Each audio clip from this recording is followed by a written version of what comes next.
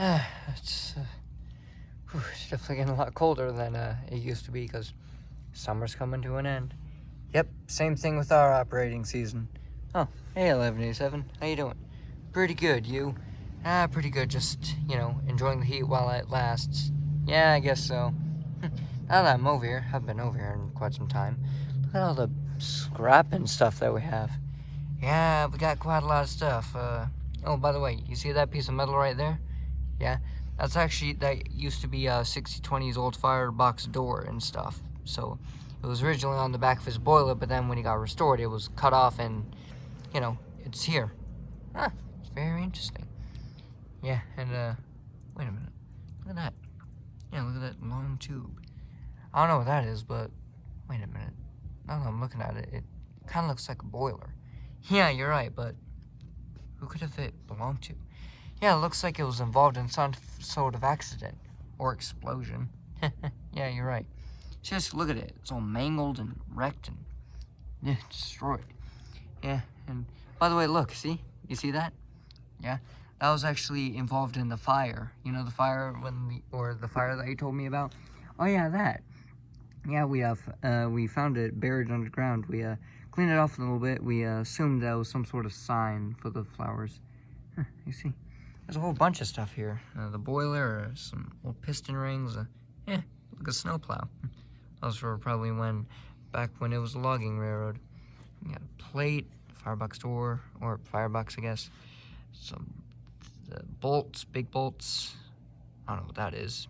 A piece of metal, rusty bolts, some other stuff, bits and bobs, the interior stuff of the boxcar that we don't really need to have in there. And, a bunch of other scrap. Yeah, it's very, very interesting. Yeah, I mean, sure, I'm unsettled by it, but I gotta admit, it does look pretty cool. Yeah, maybe you should go tell 6020 about the weird boiler thing. Yeah, I think I'll do that tomorrow. It's getting a bit late, though. Yeah, you're right. I think I'm just gonna head back in the shed to, cool off and sleep. Oh. Alright, good night, 1187. Good night, 20. Very interesting. I mean, look at all this stuff. We have a part of an engine, or part of one of our engines, a sign from a burned down building, probably a part of a boiler that we never even knew about.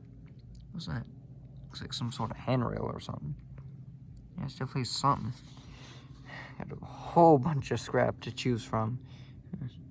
It's kind of like the stuff at Roaring Camp. It's not scrap, it's possibilities. Like, I don't know, that metal plate could be reforged into, I don't know, a number plate or two.